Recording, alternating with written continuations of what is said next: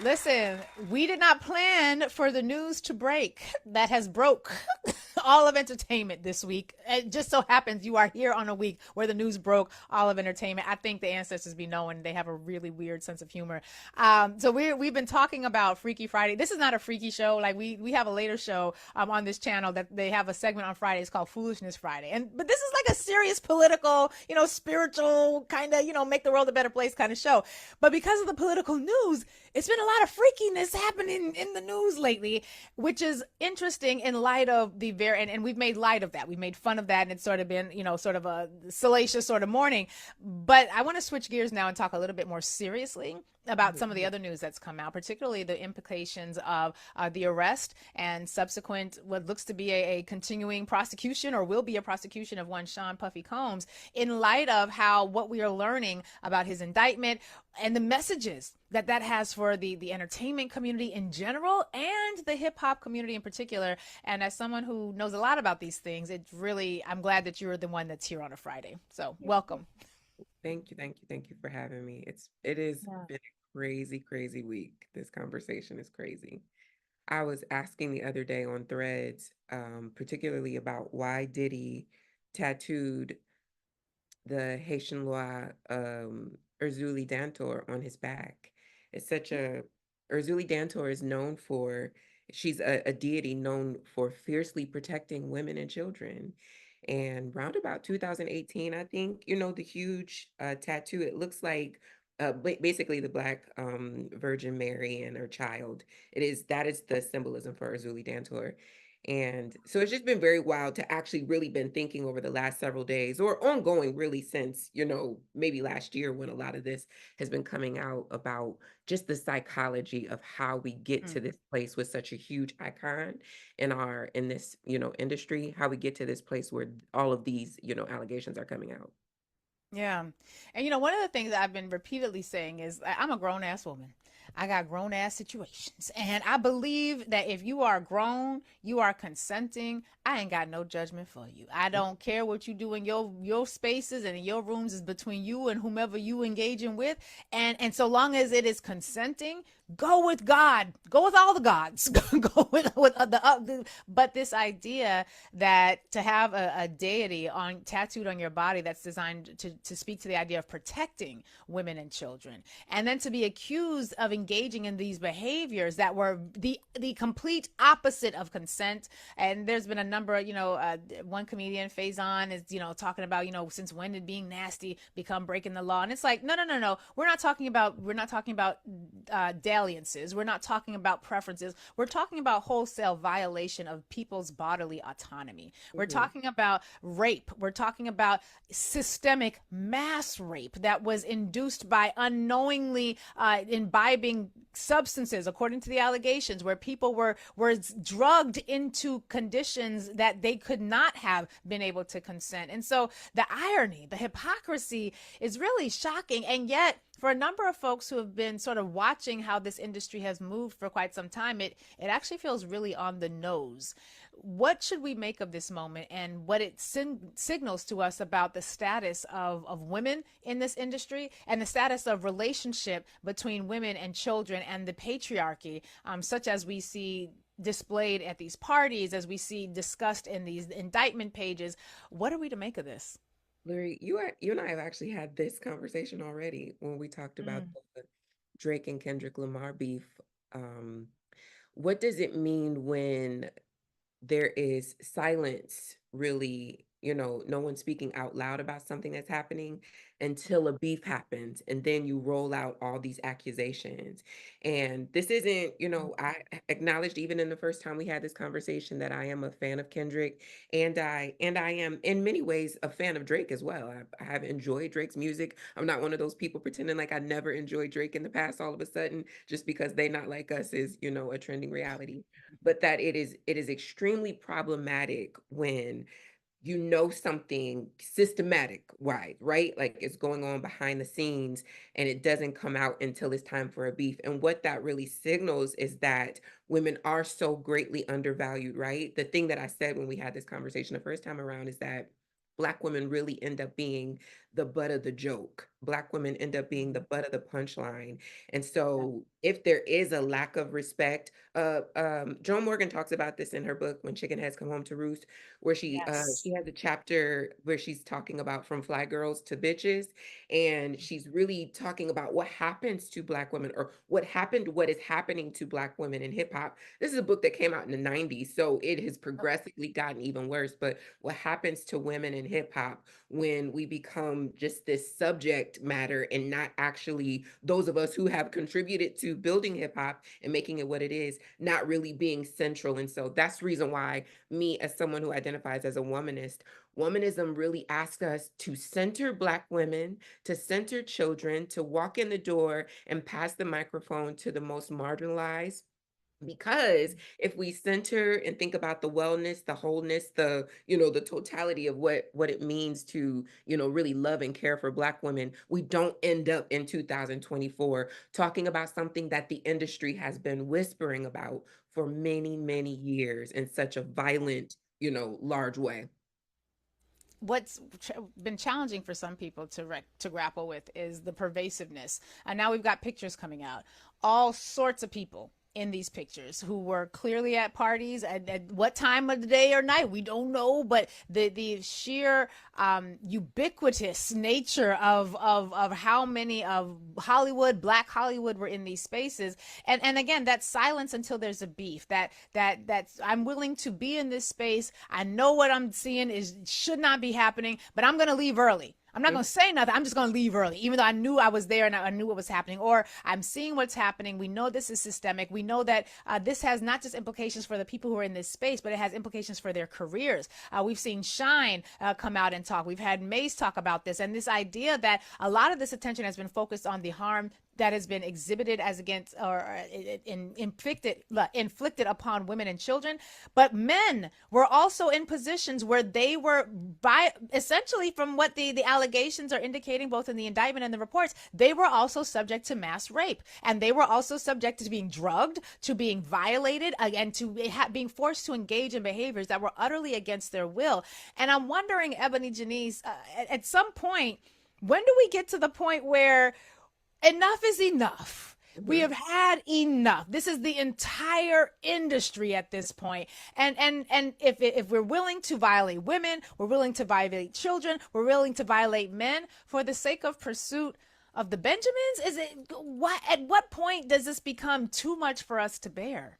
Yeah, yeah. This is the reason why I would just again bring it back to centering the women and the children, because if women and children are being violently harmed, then of course the men have nothing to stand on, right? Like if you have been Mm. silent or participated in the violence against a particular group of people, you can be next, right? If you have supported building up a power structure inside of an individual or in an industry, of course, you can be next. You just made the monster bigger. You fed the monster and made the monster bigger to the point where now it is, well known, or, so possible for men to be harmed. And I'm thinking Mhm. about iconography. I'm thinking about the way, just in this culture that we live in right now, where, you know, celebrities, famous people are so iconized, meaning they have been set apart, and we view them, or we engage them as if they are holy, as if they are the deity, as if they are the actual power.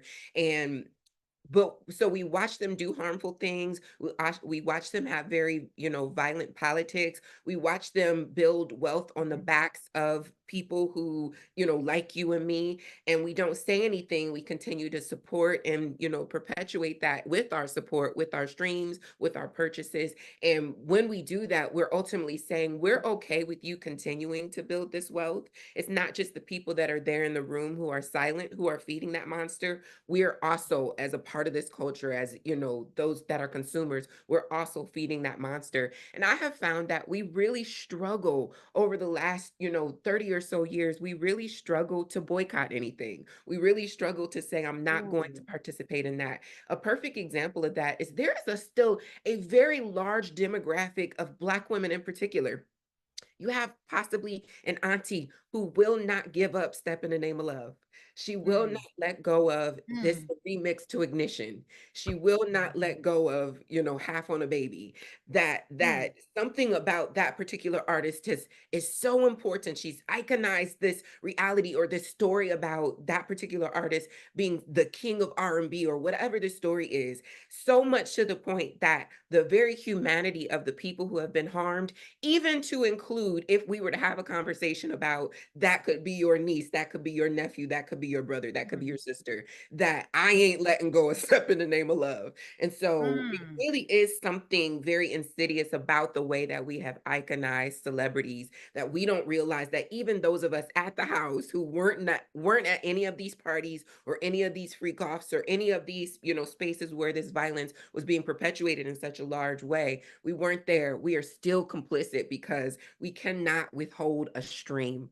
We cannot withhold a Mm. purchase. We cannot withhold a click. I was talking when this first news first came out. I was talking about the fact that some of the other ways we uphold this sort of rape culture and this acceptance of rape culture is, the violator in your household gonna be at Thanksgiving. Hell, they might be there for Sunday dinner. Right, regardless of gender, because we know that the violator is going to be in that space. And so we have, and I've been really focusing on the word culture a lot lately.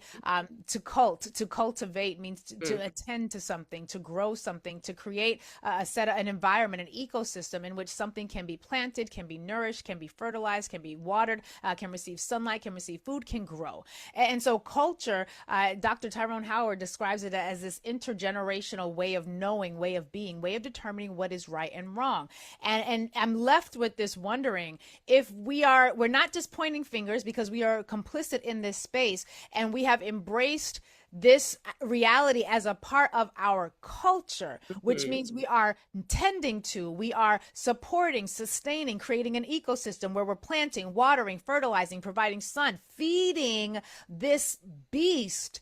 If What does that say about culture that we have embraced? What does it say about the way that we have then taken culture, which is supposed to be a tool to help us make sense of the world, and essentially allowed it to be a space that keeps us blind to the ways in which we harm ourselves? Yeah, I don't. I feel like I'm gonna say this 10 times in this conversation. I would like to bring it back to the women again. Mm, Because a part of that, when you were breaking down culture, the language of, culture, you said to cult. And of course, that instantly made me think about a cult where there is oh this yeah, yeah. socialized, hierarchical structure that is set up. Oftentimes, the rules aren't even actually spoken, but in hip hop or in the entertainment industry, the rules are spoken. We know who is at the bottom of the barrel, and we see it being played out on and time and time again. We've been seeing it being played out for years. And what happens inside of a cult is there is a leader or a hierarchy. There's a group of people who are in charge.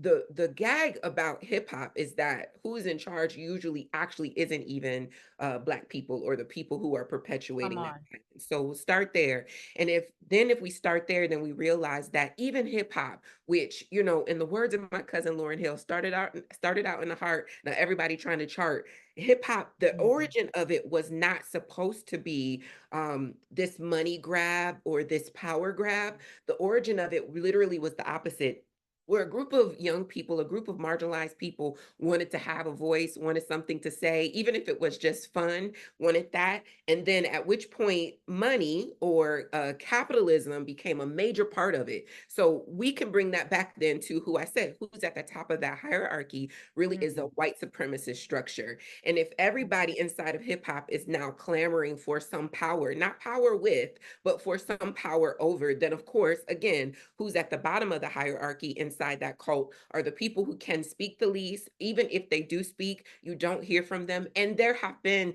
people inside the industry that have been speaking out for years. As a side yeah. note, I say this as a personal experience. I remember when I was 16 years old, my best friend moved to New York to do this summer program at Ailey and did a internship, was doing at Ailey in Fordham and was doing an internship and literally had a door slammed in her face by one known as Russell Simmons. happens. And so the power play of, this is in 19 something, 1999 maybe. When you Wow. think about from 1999, hearing early stories of someone being violent, even to young women, being harmful, and now has extradited himself to avoid being accountable for this kind of violence. It is not new information, but you've been hearing about it. Those that at the bottom, who are the least likely to be heard inside this structure, inside this institution, inside this hierarchy, inside of this cultic space, inside of this culture, then still get thrown to the wayside and we don't hear from them. Another more recent example of how that is perpetuated is when Meg the Stallion was shot. you Come know, on. because there is such a low value and estimation on Black women's lives, Black women's worthiness, Black women's voices. This young lady had people literally creating whole scenarios. I mean, literally building, working inside of this white supremacist capitalist structure to literally make her voice be nothing, to silence her. And so it literally is something very cultic about that. It still is in relationship to what I was saying Yeah. earlier about the iconizing, the iconography, the ways that we really, deify the people who we think have some power, right? Like our favorite MCs, our favorite producers, our favorite, executives. We iconize them, we deify them, and therefore anybody who is below them, no matter what they say, they could show you the bullet hole in their foot Yep. and Yep. have witnesses, and we will still see, the inside of this hierarchy. We will still see people perpetuating that. And so I think that it certainly speaks to how little we value women. And if we value, this is where intersectionality comes from. The intersections of multiple identities. If you look at Black women and you see Black women treating X kind of way,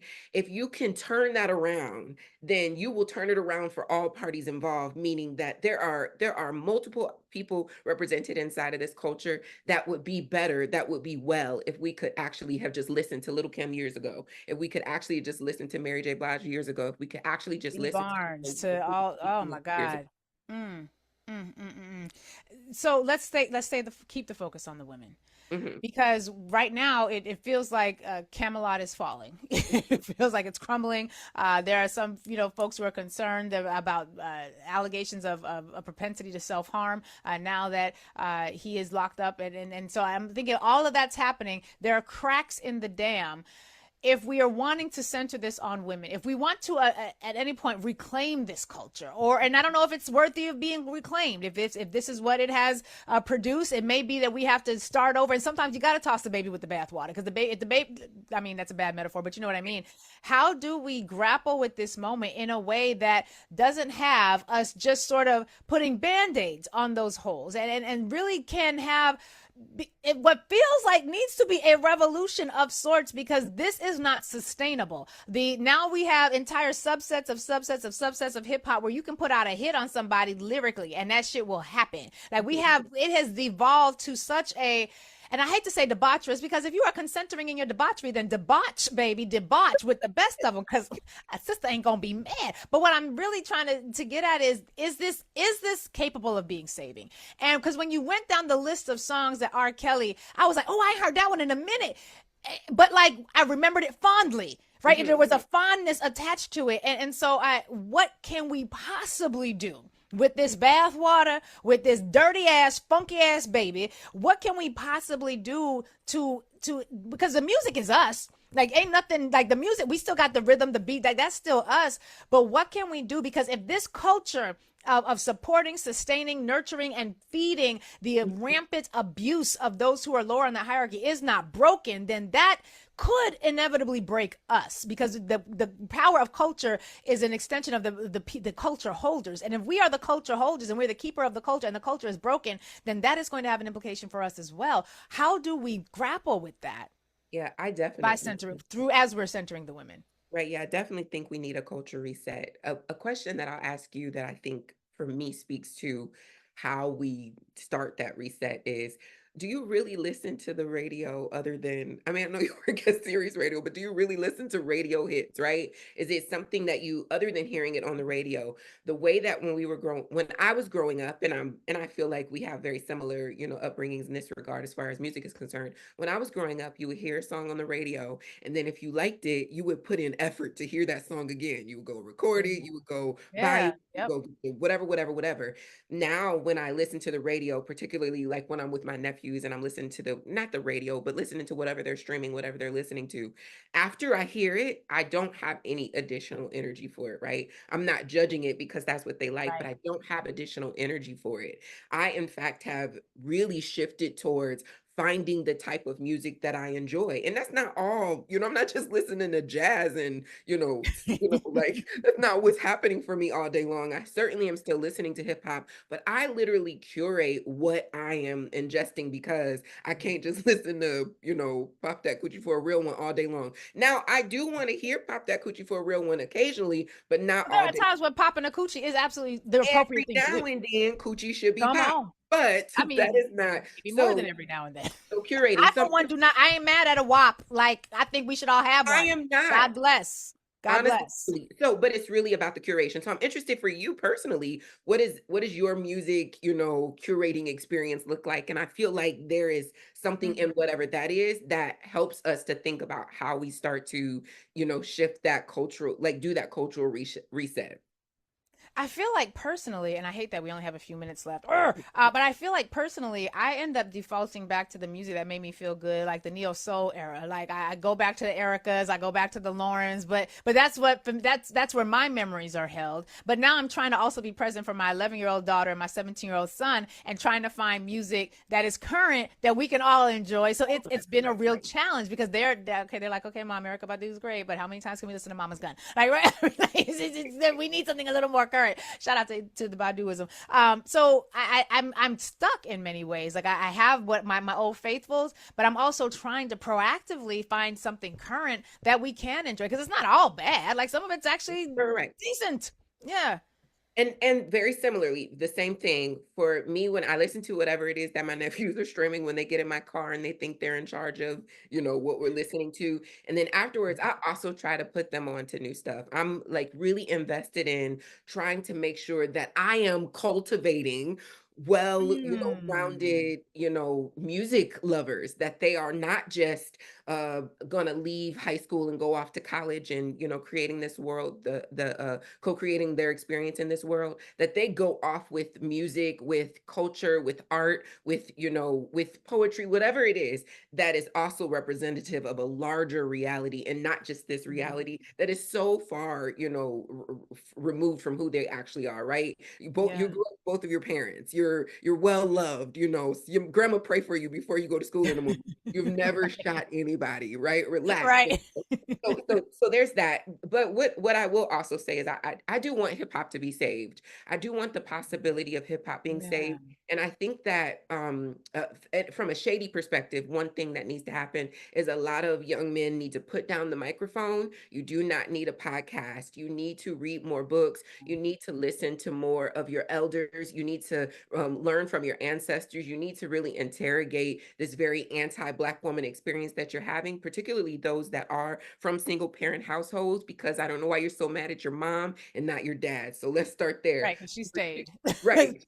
But number two is integrity over everything. If we can really, really Mm. start doing the deep work of cultivating, the idea that integrity, not scamming, not scheming, not being petty, not being shady, that integrity over everything. Because what will happen is you won't be at the party, the day party, and leave before things get popping. And you know that things that are about to get popping and it's going to be harmful and violent to people that look like you or people that Mm. are part of, your community. And so integrity says that we're not going to wait until a beef. We're not going to wait until somebody else, comes forward. We're going to really do the work to make sure that we are speaking up for the least of these. And the other part of the way that we can maintain a system where integrity over everything is possible is that communal power is the only voice that this industry can actually thrive in, right? Communal Mm, power, because Lurie, if you and I work together and we see something harmful and something harmful is happening to you, it is violent for me to be quiet. It is violent for me wow. to not show up with you and be in community with you specifically to say, how can I support you? What can I do? And so so integrity over everything. The only way that integrity over everything is sustainable in such a way that people are still well and safe and taken care of is if we really reinvest in the origin of hip hop, where hip hop comes from,